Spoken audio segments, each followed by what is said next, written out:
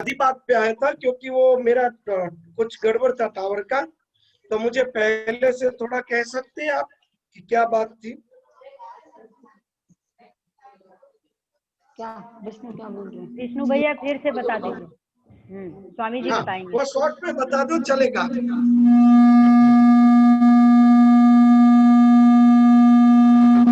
Short में ये है स्वामी जी कि वो गीता महात्म्य है, गीता महात्म्य पढ़ रही है 9वें अध्याय का। तो 9वें अध्याय के महात्म्य में ये लिखा है कि अर्जुन ने 3 प्रश्न किए। 9वें अध्याय में 3 प्रश्न किए, वो 3 प्रश्न पूछ रही हैं। तो मैं, मेरे समस्त गीता जी हैं, लेकिन इसमें कोई प्रश्न तो नहीं दिखा मुझे, क्योंकि इसमें केवल भगवान का ही वाचन है। अर्जुन ने कुछ पूछा ही नहीं है इसमें, भगवान बोल रहे हैं खाली राज विद्या राजगुह्य योग। आप सही बताइए। बात है। हाँ, तो इसके अंदर प्रश्न के रूप में नहीं, भगवान ने तो पूरा का पूरा राज विद्या का ही उपदेश दिया है, हाँ वही और दिया है। शुद्ध ब्रह्म विद्या का ही उपदेश दिया है। हाँ हाँ।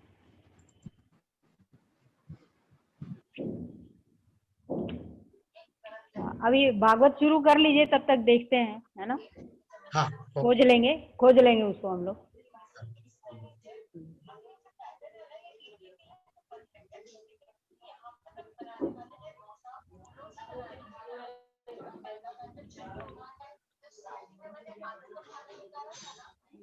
बाकी सब लोग अपना अपना स्पीकर ऑफ कर लीजिए, कथा शुरू होने वाली है। हम कल मेरे ख्याल से 38 नंबर का मंत्र आए थे। 38 नंबर का। जैसे स्वप्न के समय स्वप्न दृष्टा की कल्पना से अथवा जागृत अवस्था में नाना प्रकार के मनोरथों से एक विलक्षण ही सृष्टि दिखने लगती है। इसीलिए विचारवान पुरुष को चाहिए कि सांसारिक कर्मों के संबंध में संकल्प और विकल्प करने वाले मन को रोक दे, यानी कैद कर दे। बस ऐसा करते ही उसे अभय पद की, परम पद की प्राप्ति हो जाएगी। यहाँ तक लिया था हमने। ये जो स्वप्न में सृष्टि उत्पन्न होती है, उसी तरह जागृत में भी सृष्टि उत्पन्न होती है। परसों हमने बात किया था। तो सृष्टि कहाँ से उत्पन्न होती है? अपने अंतःकरण से। बाहर असल में कुछ बना ही नहीं है। जो कुछ बाहर दिखाई देता है वो अपनी कल्पना है। शंकराचार्य जी महाराज ने कहा, विश्वम दर्पण दृश्यमान नगरी तुल्यम निजांतर्गतम पश्यन् आत्मनि मायया बहिरिवो भूतम यथा निद्रया। तो ये जो सृष्टि है, जिस तरह से कमरे में जो चीजें हैं वो आईने में दिखाई देगी, जो कमरे में नहीं वो आईने में दिखाई नहीं देगी। उसी तरह से जो हमारे अंतःकरण में है वही हमें स्वप्न में दिखाई देगी, वही रूप धारण करेगी। जिस तरह से स्वप्न में उत्पन्न हुई सृष्टि हमारे अंतःकरण से ही उत्पन्न होती है, उसी तरह से जागृत में भी जो सृष्टि उत्पन्न होती है वो भी हमारे अंतःकरण से ही उत्पन्न होती है। जो इस अंतःकरण से उत्पन्न होती हुई सृष्टि को रोक देता है वही परम पद को प्राप्त कर लेता है। बराबर है ना? जो है अंदर है, बाहर तो है ही नहीं। तो अंदर जो सृष्टि उत्पन्न होने का गुण है, जो माया का गुण है, अविद्या का गुण है, जिसको हम कारण शरीर कहते हैं, जो सृष्टि को उत्पन्न करने का एक हमारे अंदर स्वाभाविक गुण प्रकट है, तो उस गुण को हम रोकेंगे कैसे? संभव ही नहीं। बड़ा डैम है और डैम टूट गया तो उस पानी को रोकना संभव ही नहीं है। तो इस तरह से अगर हवा को आप एक मुट्ठी में बांध सकते हो, पूरे समंदर को पी सकते हो, पूरे दावानल को पी सकते हो, मगर मन को बांधना संभव नहीं है। गीताजी में भी भगवान को अर्जुन ने यही प्रश्न किया था, बड़ा कठिन है। तो इसके लिए क्या करना चाहिए? तो सृष्टि तो उत्पन्न होती है, हम बंद नहीं कर सकते। क्या करना है? तो उसके लिए उसको मोड़ देना है। आपको पता है कि ये डैम टूट गया है, अगर उस पानी को मोड़ के दूसरी तरफ ले जाएंगे तो ये डैम ज्यादा टूटेगा नहीं, इसके ऊपर पानी का फोर्स आएगा नहीं, और पूरा जो नगर बह जाने वाला है वो रुक जाएगा। तो उस पानी के बहाव को दूसरी ओर बहा देना है। बराबर? तो हमारा जो वृत्तियों का बहाव है उसको ईश्वर की ओर बहा देना है, क्योंकि एकदम से रोकना हमारे लिए संभव ही नहीं है। तो सबसे बड़ा उपाय है ईश्वर की ओर वृत्तियों का बहाव लगा दो। तो इसलिए इसके अंदर कहा है कि जो संकल्प और विकल्प ये मन को रोक दे, और संकल्प विकल्प तो आप रोक नहीं सकेंगे क्योंकि वही सृष्टि का कारण है। जैसे वो स्वप्न में सृष्टि उत्पन्न होती है, वैसे अंतःकरण से संकल्प और विकल्प के आधार पर ये बाहर सृष्टि भी दिखाई देता है। तो हमें इसको रोकना कैसे है? तो इस सृष्टि को ईश्वरमय देखने का प्रयत्न करना है, ईश्वरमय देखने का, आसक्ति रहित भगवान के रूप से। ये सब परमात्मा के स्वरूप है। ये भक्ति योग से इस सृष्टि को अगर देखा जाए तो शनि शनि करते करते जो स्थूल पदार्थों की आसक्ति वो नष्ट हो जाएगी, मूल तत्व आपके अंतःकरण में प्रकट हो जाएगा, तो अपने आप पार हो जाएंगे, अपने आप को शमन हो जाएगा इस सृष्टि का। संसार में भगवान के जन्म की और लीला की बहुत सी मंगलमय कथाएं प्रसिद्ध है। उसी लिए भगवान अपने अवतार धारण करते हैं। भगवान ने कहा है जो मेरे जन्म और कर्मों को जानता है और वो उसका गान करता है, उसको भी मैं अपनी परम गति प्रदान करता हूँ। क्योंकि जैसा चिंतन करेंगे उसी प्रकार की आपके अंतःकरण में सृष्टि प्रकट होगी।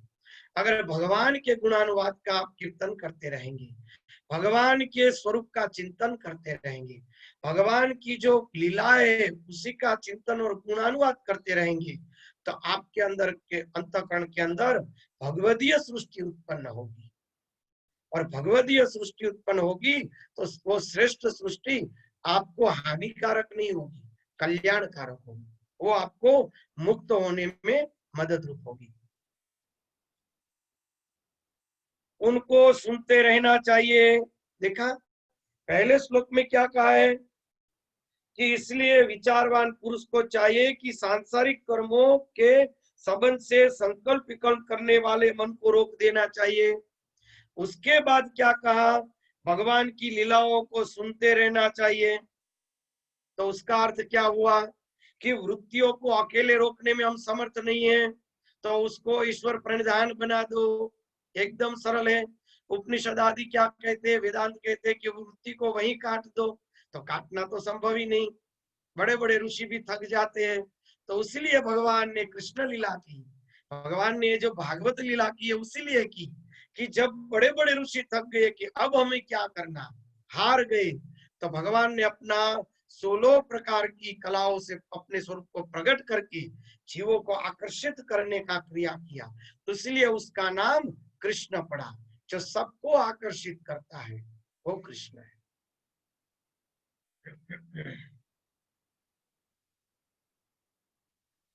उनको सुनते रहना चाहिए। उन गुणों और लीलाओं का स्मरण दिलाने वाले भगवान के बहुत से नाम भी प्रसिद्ध है। यानी कि भगवान के गुणानुवाद और भगवान के नाम का स्मरण और कीर्तन। लाज संकोच छोड़कर उनका गान करते रहना चाहिए। लाज संकोच छोड़कर। हमारे माँ ने तो वो मुझसे बहुत प्रयत्न कराया था। स्कूल पे जाता तो स्कूल पे भी माला साथ में ले जानी है, स्कूल में भी माला करनी है, जहां भी जाओ, बस में माँ के पास जाऊं, तब हम राजकोट रहते थे, जसदण माँ के पास आऊं तो माँ पूरा का पूरा हिस्ट्री पूछती। जैसे मैं दरवाजे में घुस के माँ को प्रणाम करूंगा तो पहले पूछेंगे तुझे सुबह को कौन बस स्टैंड को रखने आया, अगर रिक्शा में आया या तो मेरे भैया रखने आया, पिताजी रखने आया। तो फिर माँ कहती स्कूटर पे तू जब कर रहा था ये माला कर रहा था, मैं कहूंगा हाँ। रिक्शा में तू माला कर रहा था, मैं दुआ। तो बस में बैठ गया बाद में कर रहा था, तो मैं कहूंगा बाद में बस स्टैंड से उतर के जो आया तब कर रहा था। किस किस से तूने बातें की, इतना डीप में माँ पूछते थे। वो किस लिए, एक हमारे संस्कार को स्थापित करने के लिए। इस प्रकार से अपने मन को बनाना चाहिए कि जगत में बना ही नहीं है, चाहे जगह जमाना कुछ भी बोल ले, खराब काम करने में कोई गलत नहीं सोच रहा है तो हम भगवान का करेंगे तो चाहे कोई भी कुछ भी बोल ले, मगर शर्म को छोड़कर, लाज को छोड़कर भगवान के गुणानुवाद के पीछे पड़ जाना चाहिए। कहीं भी चलते फिरते बातें करते करते सब समय भगवान के कीर्तन, भगवान के गुण, भगवान के जप, भगवान की स्तुति कैसे भी करके भगवान में मन रखना करो। अच्छे अच्छे भगवान के कीर्तन, अभी तो भगवान ने कितनी अच्छी सगवड़ता दी है कि टैप वगैरह हो गए, सीडी प्लेयर, सुंदर भगवान की स्तुतियां रख दो, काम करते जाओगे और भगवान की स्तुति सुनते जाओगे, कब समय चला जाएगा कुछ भी पता नहीं चलेगा, मन अपने आप भगवान में रह जाएगा। कहीं ट्रैवल्स कर रहे, भगवान की दिव्य स्तुति, सुंदरकांड, गीता जी के पाठ, कुछ भी रख के ट्रैवल करते करते सुनते जाइए, मन भगवान में रहेगा। किसी भी तरह से मन को भगवान में रखने का प्रयत्न करना है। इस प्रकार किसी भी व्यक्ति, वस्तु और स्थान में आसक्ति न करके विचार करते रहना चाहिए। विचार यानी आत्मविचार, और भक्तों के लिए भगवत विचार के सब भगवान का स्वरूप है, भगवान से ही सृष्टि उत्पन्न हुई है, यानी भगवान रूप ही है। लकड़ी से ही अगर हाथी बनाया गया तो पूरा का पूरा हाथी लकड़ी का है, लकड़ी के सिवा उसमें कुछ भी नहीं, काष्ठ के सिवा उसमें कुछ भी नहीं। उसी तरह भगवान में से सृष्टि उत्पन्न हुई है तो भगवान रूप ही सृष्टि है। वो तो एक प्रैक्टिकल बात हो गई। अब हम नहीं अनुभव कर सकते हो, हमारा कम नसीब है, तो हमें उसके लिए प्रयत्न पुरुषार्थ करना चाहिए। तो इस प्रकार किसी भी व्यक्ति, यानी कोई भी प्रकार का व्यक्ति, स्वामी जी आत्मविचार कैसे कि ब्रह्म है, हम ब्रह्म है, या आत्मा और ईश्वर एक है, ये विचार? हम और ब्रह्म, आत्मविचार यानी कि हमारे अंदर अगर कारण शरीर का निषेध कर दिया जाए, तो जब हमारा दृष्टा रहेगा तो हमारा जो दृष्टा है वो दृष्टा हम स्वयं ब्रह्म है। तो अभी जो हम बोल रहे हैं वो तो दृष्टा के आधार से बोल रही है, प्रकृति का गुण है, मगर ये बोलने की प्रक्रिया का मूल जो कारण है, जो दृष्टा है वो स्वयं ब्रह्म है, वो हम खुद ही है। मगर उसके अंदर हमारी आत्म भावना स्थिर भी नहीं कर सकते कि मैं वो खुद हूं, क्योंकि हमारे अंदर सीमित भाव इतना जड़ता से घुस गया है कि बात ही मत पूछो। जैसे कि शेर भेड़ियों के साथ रहकर अपने आप को भेड़ गिनने लगा था, बकरी गिनने लगा था, फिर दूसरे शेर ने पकड़ा तो चिल्लाने लगा, रोने लगा कि शेर मुझे खा जाएगा। तो दूसरे शेर ने कहा कि अरे तुझे रोने की क्या जरूरत है, तू भी शेर है। तो उन्होंने कहा नहीं नहीं, मैं तो बकरी हूँ, तू मुझे खाने के लिए सब तू मना रहा है मुझे। तो इसी तरह से हम खुद ब्रह्म रूप है, मगर इतने वर्षों के अज्ञानता के अभ्यास के कारण, जिसे अध्यास कहते हैं, अध्यास, और अध्यास का नाश करने के लिए अभ्यास करना पड़ता है। अध्यास यानी गलत चीज को सही मान लेना, बराबर। और जब सही चीज को सही मानने का प्रयत्न करते हैं तो उसको अभ्यास कहते हैं। तो अभी तो सीधा में ब्रह्म हूं उसमें स्थित नहीं हो सकेंगे। अयम आत्मा ब्रह्म, ये तुम जिसको अपना होनापन गिनते हो वही ब्रह्म है। तो अभी तो हम जीव भाव को, अपनी इंद्रियों के विषयों को, अपने मन बुद्धि को अपना होनापन गिनते, तो उसको हम अयम आत्मा ब्रह्म नहीं कह सकते। तत्वमसि, वो तू ही तत्व है, तो अभी हमें तत्व क्या है वही पता नहीं।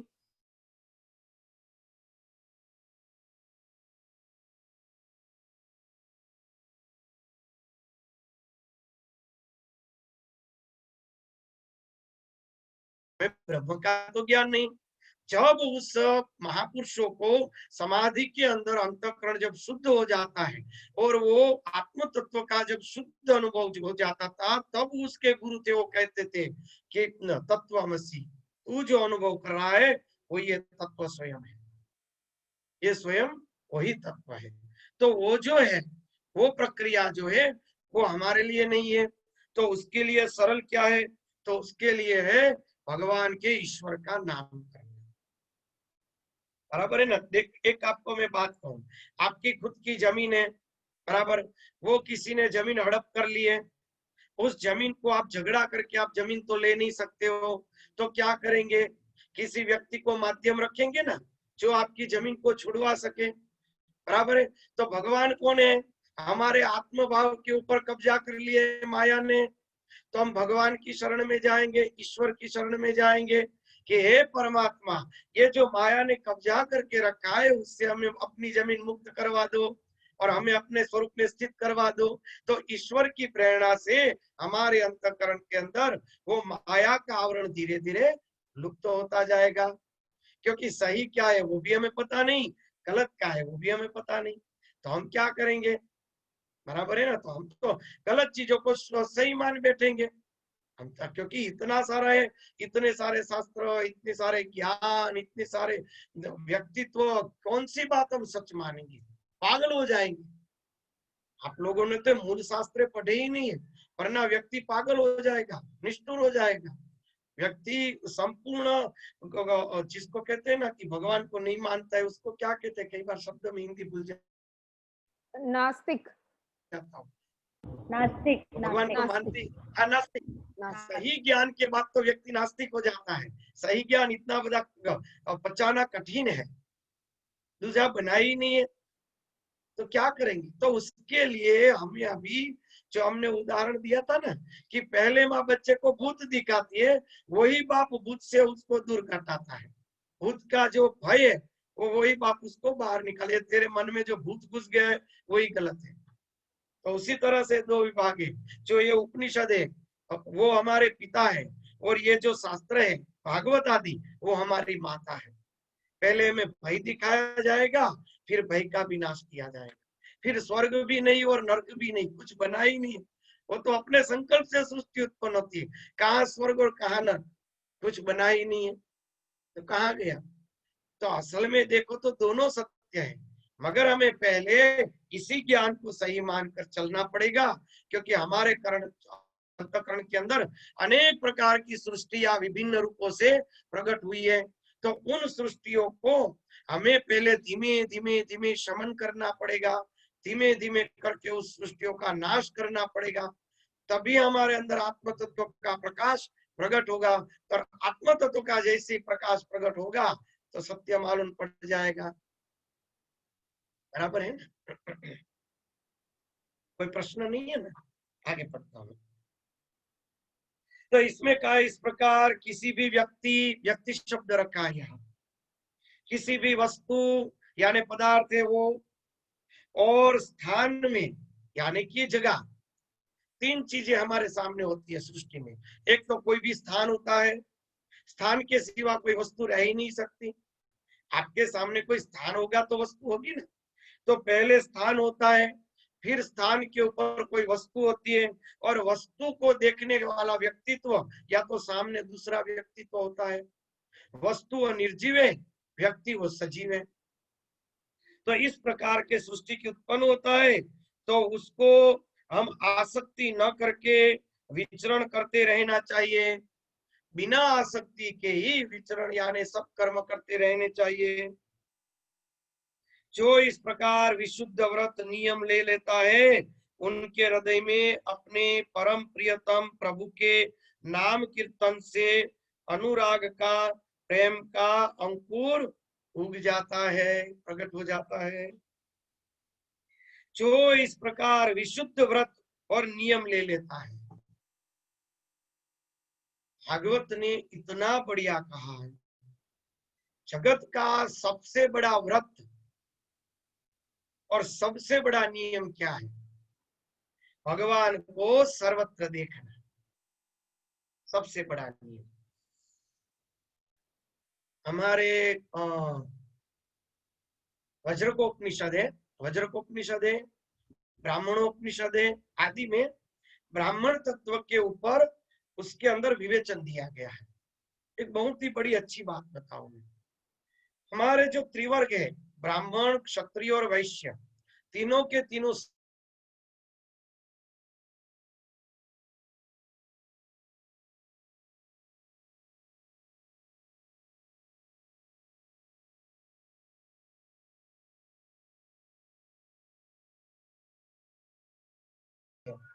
तो तीनों को क्या है, ये जो उपनिषद, तो जो झनोई पहनते हैं और शिखा रखते हैं, बराबर, झनोई और शिखा, ये दो क्या है? सूत्र और शिखा जिसको कहा गया है, बराबर। अब उसके अंदर दो ऋषियों के संवाद है, इसके अंदर वो संवाद है ना, बड़े समझने जैसे, जो पूरा का पूरा संवाद ये भागवत धर्म का संवाद है। जनोई पहनते हैं, तो जो जनोई पहनते हैं उसका कारण क्या है कि वे जनोई पहनेंगे तो हम तो ये मानते कि धागे पहन लिए तो देवी देवताओं की हमें रक्षा मिल गई, बराबर है। तो एक औपचारिकता है, उसका सही अर्थ क्या है? सही में जनेऊ को सूत्र कहा जाता है और धागे से बनाई जाती है। उसके अंदर 3 धागे होते हैं और 3 के अंदर 3, और इस तरह से 3 गांठें, सब उसकी आखिर प्रक्रिया होती है। 33 प्रकार के देवताओं का उसके अंदर आवाहन किया जाता है। अब जो जनेऊ है, तो जनेऊ के अंदर धागे से बनाने का कारण है, उसको सूत्र कहा गया। सूत्र का अर्थ क्या है? सूत्र का अर्थ एक ऋषि दूसरे को कहते हैं कि अगर सूत्र को धारण करने वाला अगर ब्राह्मण होता है तो ये कपड़े भी सूत्र से ही बनाते हैं, तो कपड़ा पहन लेने से भी वो सूत्री हो गया। और जो दिगंबर वेश से भ्रमण करते हैं, वो ऐसे अवधूत परमहंस जो नवयोगेश्वर आदि जैसे परमहंस जो हुए हैं, सुखदेव जी महाराज जैसे परमहंस हुए, क्या तो वो ब्राह्मण नहीं है? ऐसा प्रश्न किया गया है। एक ऋषि ने दूसरे ऋषि को प्रश्न किया, कब ब्राह्मण, ब्राह्मण में किसको गिनूं? तो उन्होंने कहा जो सूत्री है, जनेऊ रूपी सूत्री को जो धारण करता है, उसी को तू ब्राह्मण गिन। तो सूत्र है तो कपड़े भी सूत्र से बनते हैं, तो सूत्र का अर्थ क्या है? तो बड़ा ही अच्छा अर्थ कहा है, बड़ा दिव्य अर्थ कहा है। सूत्र का अर्थ है जैसे एक माला होती है, माला के अनेक मणके होते हैं मगर धागा एक होता है। गीता जी में कहा है कि अष्टधा प्रकृति के अष्ट मणकों के अंदर ब्रह्म रूपी एक ही धागा है जो इन सबको पिरो के रखता है। धागा टूट गया तो सब मणके बिखर जाएंगे, पूरी माला टूट जाएगी। उसी तरह से एक ही ब्रह्म तत्व इन सबके अंदर विद्यमान है। जैसे धागा दिखाई देता नहीं है, मणके दिखाई देते हैं, मगर मणकों का आधार धागा है। मणके शब्द ही कहते हैं, क्या कहते हो होते मणका?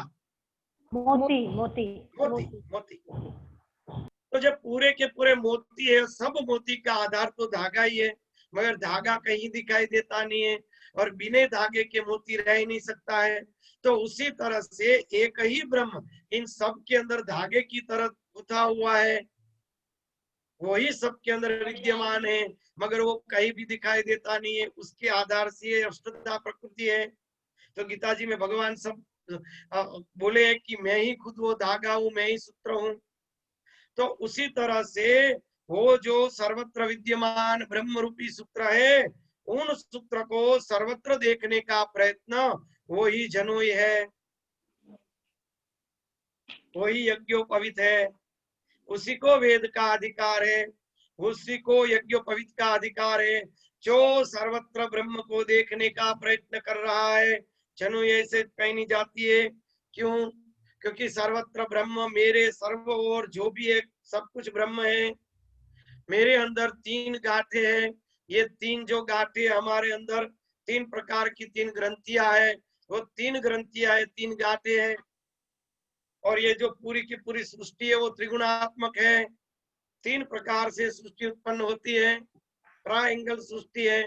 तो उसीलिए 3 धागों से बनी ये जनेऊ, ये जनेऊ नहीं है, वो सूत्र है। वो हमें बार बार याद करवाती है कि मेरी चारों ओर जो कुछ है वो ब्रह्म ही है, जो कुछ है वो ब्रह्म ही है, जो कुछ है वो ब्रह्म ही है।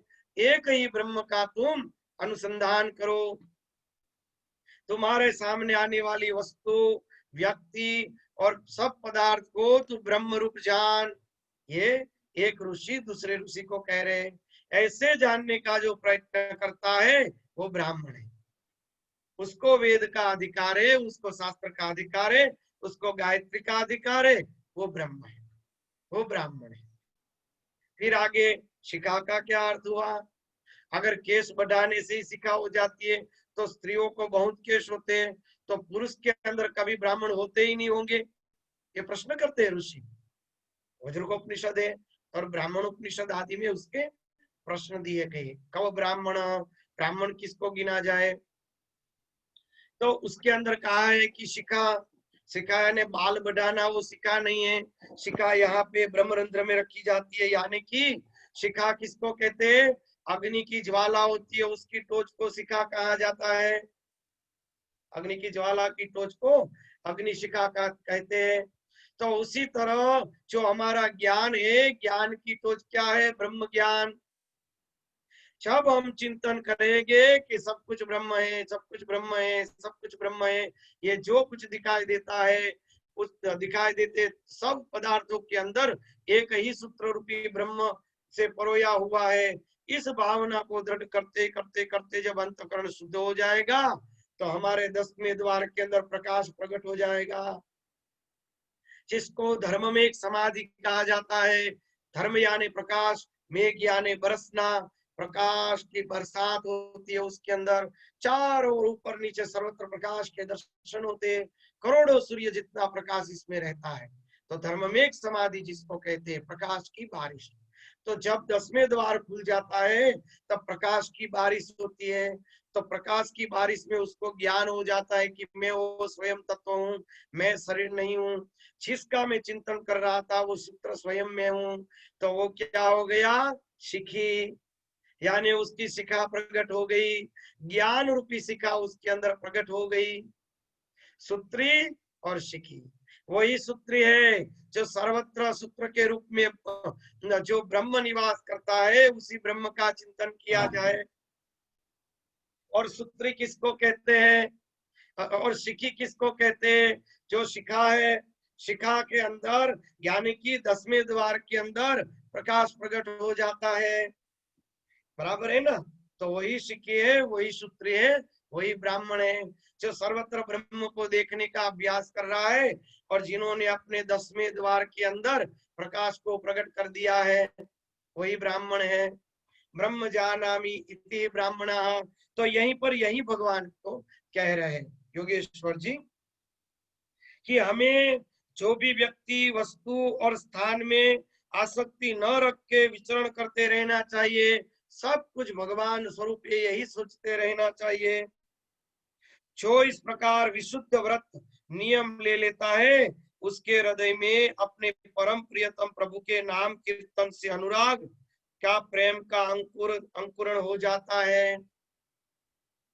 जो इस प्रकार से सृष्टि में रहेगा, कहीं लिप्त नहीं होगा, अनासक्त होकर भगवान में मन जोड़ने का प्रयत्न करेगा, तो अपने आप भगवान के गुणानुवाद और कीर्तन में प्रेम होने लगेगा, आस्वाद होने लगेगा। वृंदावन है ना, वृंदावन, वृंदावन में रमन रेती के पास गुफाओं में महात्मा लोग रहते हैं, कितनी तपस्या करते हैं, 20-20 घंटे जप करते हैं, गुफा में रहते हैं, और उसके लिए एक ही आस्वाद है, कोई भी प्रकार का रस स्वीकार नहीं करते, सिर्फ कैपिंग यानी लंगोट, छोटा सा कमर में कपड़ा बांधते हैं, बस दूसरा कुछ नहीं रखते। और कोई महात्मा 10वें दिन, कोई महात्मा 15वें दिन, कोई महात्मा 7वें दिन, कोई महात्मा 6ठे दिन, उन्होंने नियम रखा होता है, तभी वो गुफा से बाहर निकलते हैं और वो भिक्षा लेने के लिए जाते हैं, भिक्षा वृत्ति करते। वृंदावन में गुफा है? हाँ, वो जो वृंदावन में नहीं, रमन रेती आती है ना, वहां पे गुफाएं करके वहां में बहुत से महात्मा लोग रहते हैं, कमरे भी देते हैं और गुफा भी है वहां पे पर्वतों में, बहुत से महात्मा रहते हैं। और उनके नियम इतने दृढ़ होते हैं कि वो 6 दिन पे एक बार कोई महात्मा बाहर आता है, तो वो महात्मा 6 दिन में उनको नियम होता है कि मैं रोज की 4 रोटी खाता हूँ या 10 रोटी खाता हूँ या 20 रोटी खाता हूँ या 5 रोटी खाता हूँ, के रोज गिन के ही रोटी खाते हैं। वो क्या करते हैं, आके भिक्षा में वो रोटी ले जाते हैं, जैसे कि 6 दिन में आए, रोज की 10 रोटी लेते हैं, तो वो 6 घर से 8 घर से जो उसका नियम है वैसे आएंगे, मैया भिक्षा दे।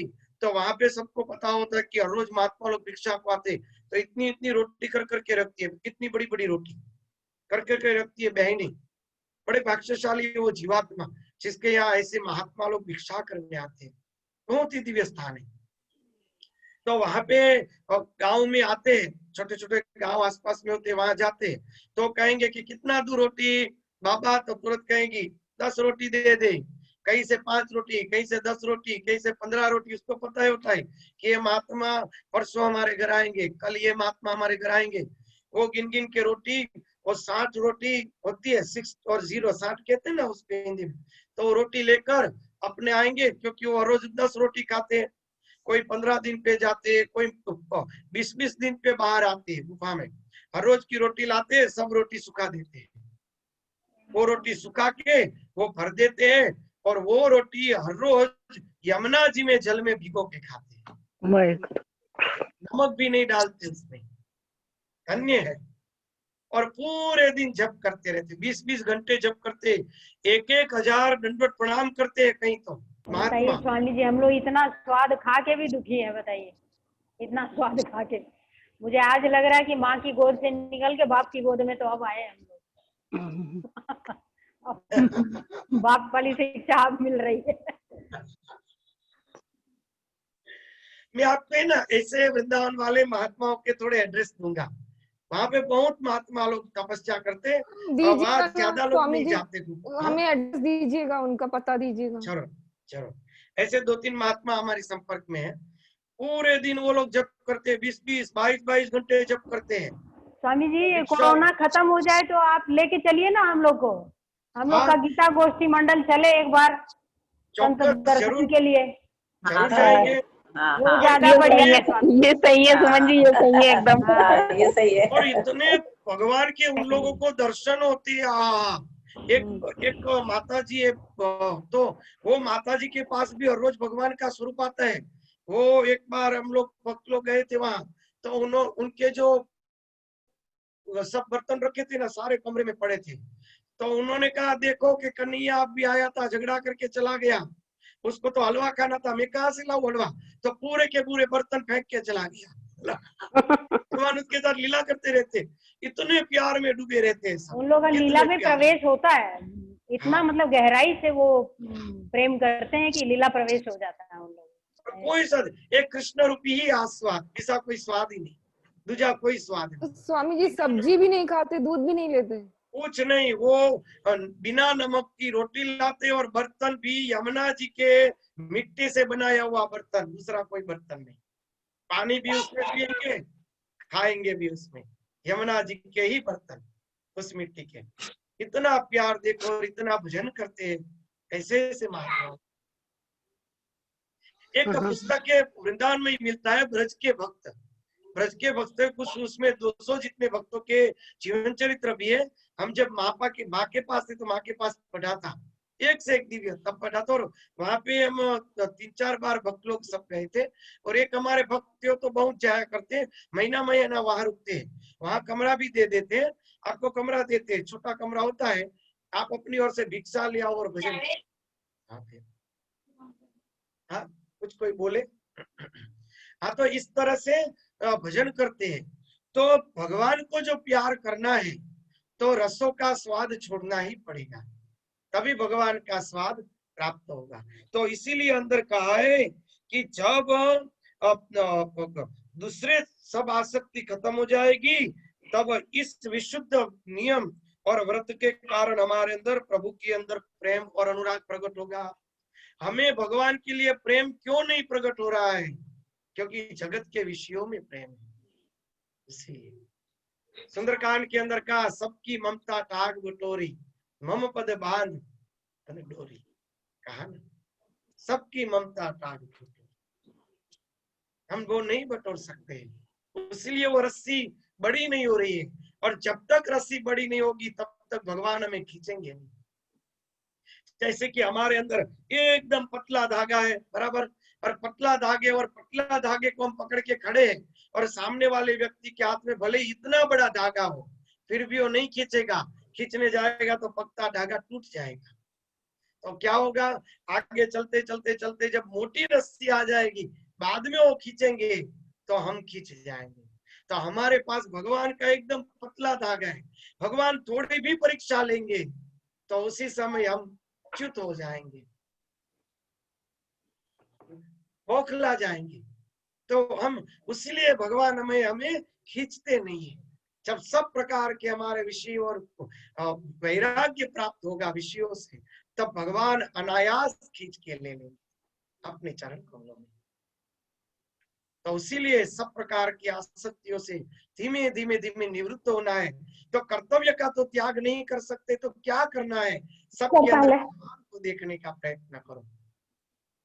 गोपियां अपने बच्चों को नहीं खिलाती थी, अपने बच्चों के अंदर भगवान को देख के खिलाती थी। गोपियां गैया को नहीं धोती थी, अपने कृष्ण के लिए गैया को धोती थी। गोपियां अपने बच्चों या घर के लिए वो मक्खन नहीं उतारती थी, वो मक्खन उतारते उतारते सोचती थी कि आज कन्या मेरे घर के आकर चोरी करे, तभी भगवान जाते थे, तभी चोरी करते थे, प्रेम के वशीभूत। एक बार आप भी आंखों में आंसू भर के मक्खन निकाल के देख लो, वो कन्या जरूर आएगा, जरूर आपके घर आपकी वस्तु चुराने आएगी। भगवान से इतना प्यार करो, इतना प्यार, उसको अपना बना लो, अपना बना लो। और एक बात ध्यान रखो, जो व्यक्ति को प्यार नहीं कर सकता है वो कभी भगवान को भी प्यार नहीं कर सकता है। जो अपने माता पिता को प्यार नहीं कर सकता है, अपने बीवी बच्चों को प्यार नहीं कर सकता है, वो कभी भी परमात्मा को भी प्यार नहीं कर सकता है। वो स्वार्थी है, वो निष्ठुर है, वो भगवान को प्यार नहीं कर सकता। एक भक्त था, वो भक्त रामकृष्ण परम जी के पास आया, वो रामकृष्ण परम जी के पास आए, उन्होंने कहा कि मैं भजन करना चाहता हूँ, क्या भगवान मुझे दर्शन देंगे? तो ठाकुर ने बड़ा अच्छा प्रश्न किया। ठाकुर ने कहा कि क्या तू तेरी बीबी से प्यार करता है? तो शर्मा गया। उन्होंने कहा क्या तेरे माँ बाप से तू प्यार करता है, तेरे बच्चों से प्यार करता है? तो वो थोड़ा अपने आप को ज्यादा दिखाने का प्रयत्न करने गया। तो उन्होंने कहा मुझे किसी से प्यार नहीं। तो ठाकुर ने कहा धत, तुझे भगवान कभी नहीं मिल सकते। अगर तू उसको भी प्यार करना नहीं सीखा तो भगवान को क्या खाक प्यार कर सकता है तू? सही बात है ना। जो तुम्हारे अपने उसको भी तू निस्वार्थ प्यार नहीं कर सका तो उनको क्या? हाँ, आसक्ति नहीं, प्यार और आसक्ति में फर्क है। कितना फर्क है। आपका बच्चा खेल रहा है और पड़ोसी का बच्चा आके खेल रहा है, आपने कोई खाने की चीज दी, दोनों को एक समान मान के दोनों को गोदी में बैठा के आपने खिला दिया, यानी कि प्यार है, उसमें भेद नहीं रखा। और एक बच्चे को खाने में आपने थोड़ी विशेषता दिखाई तो आपकी आसक्ति है। प्यार करना कोई पाप नहीं, आसक्ति रुकावट है, प्यार रुकावट नहीं है, आसक्ति रुकावट है। गोपियां मारती थी ना, तो भगवान के साथ अपने बच्चों को उतना ही मारती थी। दोनों में उसको कोई फर्क नहीं था, भेद रहित अवस्था थी। वो मक्खन बेचने जाती तो भी बोल लेती कृष्ण लियो, कोई माधव लियो, कोई मुरारी लियो। अरे दूसरी गोपियां कहती अरे पगली तू क्या बोल रही है, हम तो मक्खन बेचने आए मथुरा में और तू माधव लियो कह रही है। तो अरे मैं तो पगला गई इस बावरे के पीछे पीछे ऐसे पगला जाओ, उसके पीछे पीछे पागल हो जाओ। मैंने तो ऐसी माँ की स्थिति देखी है नजरों से कि पागल हो जाओ भगवान के पीछे, वो तत्व प्रकट होगा ही होगा। माँ के अंदर जब राधा भाव प्रकट हो जाता था, अपने कपड़े वपड़े सब फाड़ के फेंक देती, तकिया बकिया सब फाड़ के फेंकने लगती और चिल्लाने लगती जोर से। 10 आदमी अगर पकड़ सके तो माँ को पकड़ नहीं सकते, इतना आवेश आ जाता माँ के अंदर। अरे ललिता, अरे विशाखा, मेरा श्रृंगार कर, मेरी छाती फट जाएगी करके सब फेंक देते थे। इतना प्यार भगवान से कर लो, इतना प्यार भगवान से श्रेष्ठ प्यार करो, कल्याण हो जाएगा। सीधे ब्रह्म में जुड़ नहीं सकोगे, सीधा ब्रह्म से जुड़ने में बड़ी परेशानी रहेगी, अहंकार आ जाएगा। और अहंकार इतनी खराब वस्तु है कि अंत तक पता ही नहीं चलेगा हम कहीं कहाँ पे।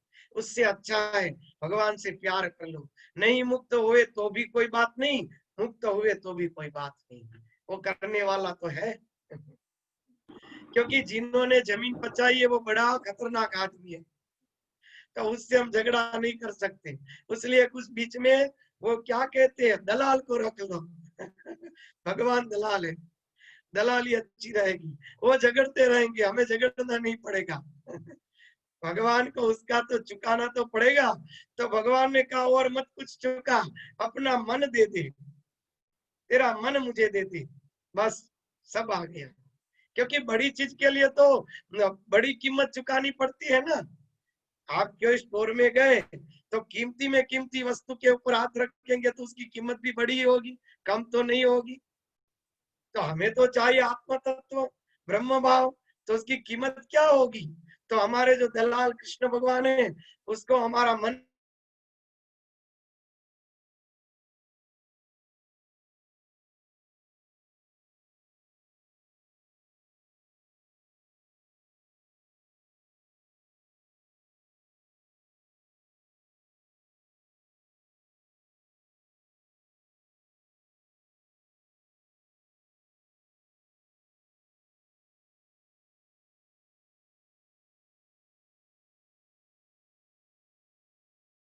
तुझसे कोई सौदा नहीं करना है, तू मेरा ही है।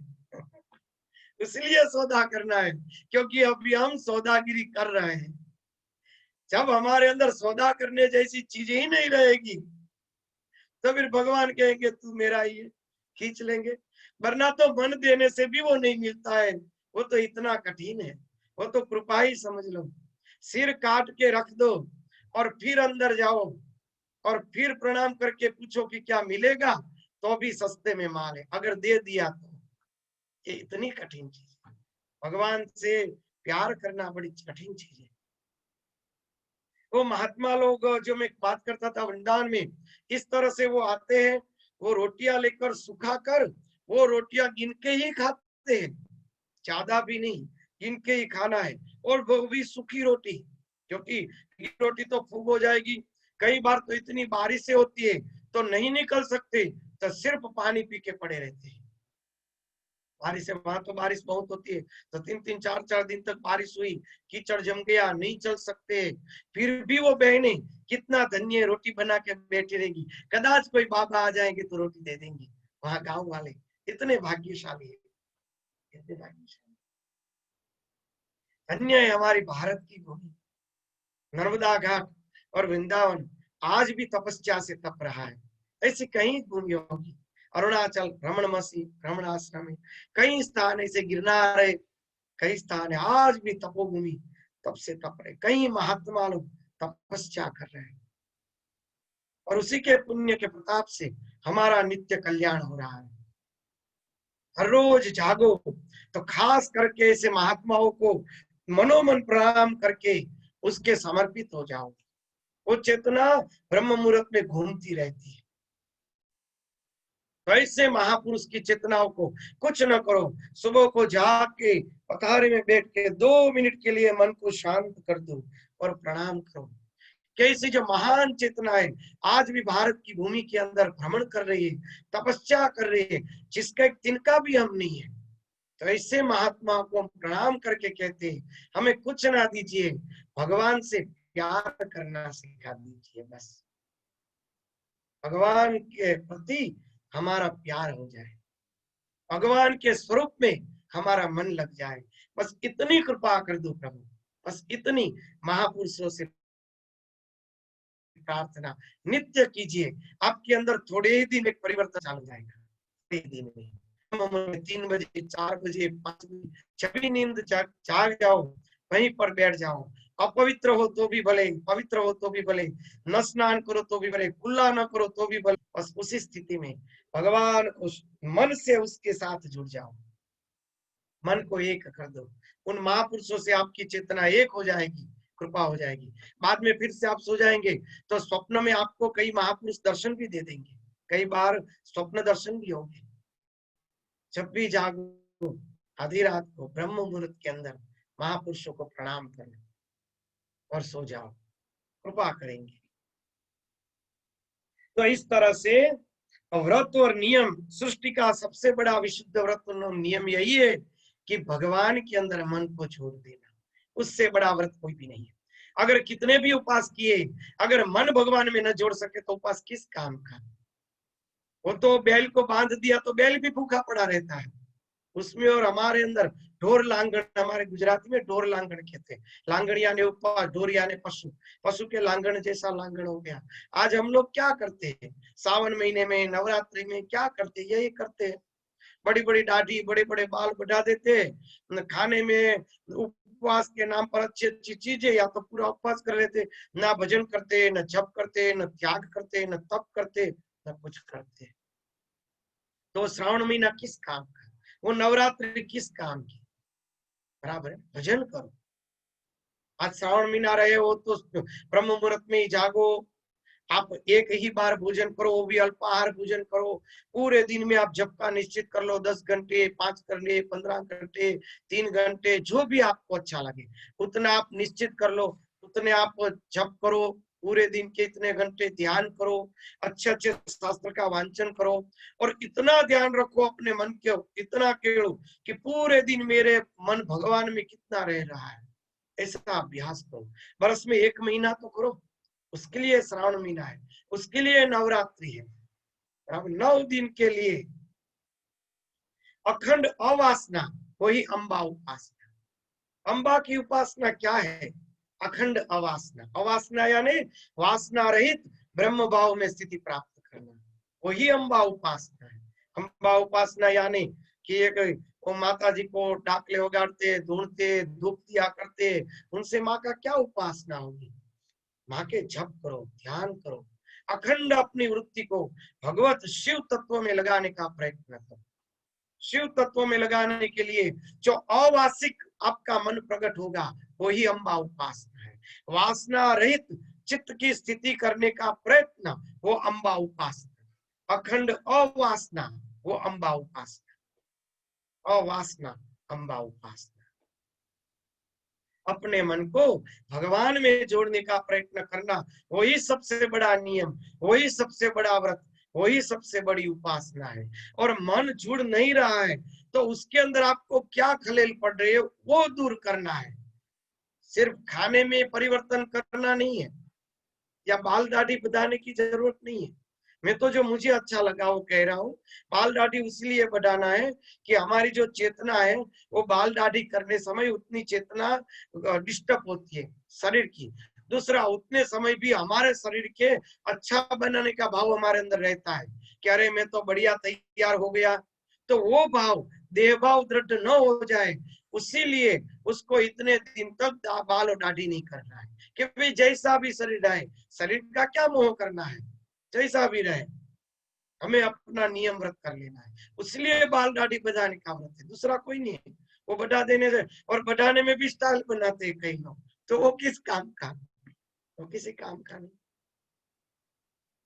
सच्ची उपासना वही है, अपने मन को भगवान में जोड़ देना। इसमें स्पष्ट कहा है कि इस प्रकार विशुद्ध व्रत और नियम ले लेता है, उसके हृदय में अपने परम प्रियतम प्रभु के नाम कीर्तन से अनुराग का, प्रेम का अंकुर उग जाता है। ओहो, 3:05 हो गई, हमें पता भी नहीं चला। उसके बदले क्षमा। नहीं स्वामी जी, हम लोग तो घड़ी देखते ही नहीं है। ओहो, आप से यहाँ मुझे भी कितना अपने आनंद आता है, एकदम ध्यान गया। कोई बात कितना नहीं, आनंद तो आता है। आगे कल करें। कल तो भजन का कार्यक्रम है, परसों हाँ, फिर से लेंगे। भागवत तो सदा प्यार का समंदर है, भगवान बिल्कुल, से प्रीत होती रहे, यही हाँ, इसका आदर्श है। चलो, बिल्कुल स्वामी हरे जी। कृष्णा। कोटि हरे कोटि चरण कृष्णा, वंदन स्वामी हरे जी। कृष्णा स्वामी हरे जी। कृष्णा स्वामी जी, हरे हरे कृष्णा, कृष्णा, हरे हरे कृष्णा कृष्णा, स्वामी हरे जी, कृष्णा। हरे कृष्णा पंडित जी, शास्त्री जी को भी हमारा हरे हरे कृष्णा। कृष्णा, हरे अरुण कृष्णा, भैया को, सबको हरे हमारा कृष्णा, हरे कृष्णा। हरे कृष्णा, हरे कृष्णा। हरे कृष्णा। गोविंद बोल केशव माधव हरे हरि हरि बोल, बोल, गोविंद माधव गोविंद बोल, केशव माधव हरि हरि बोल, राम राम बोल, राम राम बोल, राम राम बोल, राम राम बोल, कृष्ण कृष्ण बोल, कृष्ण कृष्ण बोल, मुकुंद माधव गोविंद बोल, केशव माधव हरि हरि बोल, केशव माधव हरि हरि बोल, केशव माधव हरि हरि बोल। हरे कृष्णा।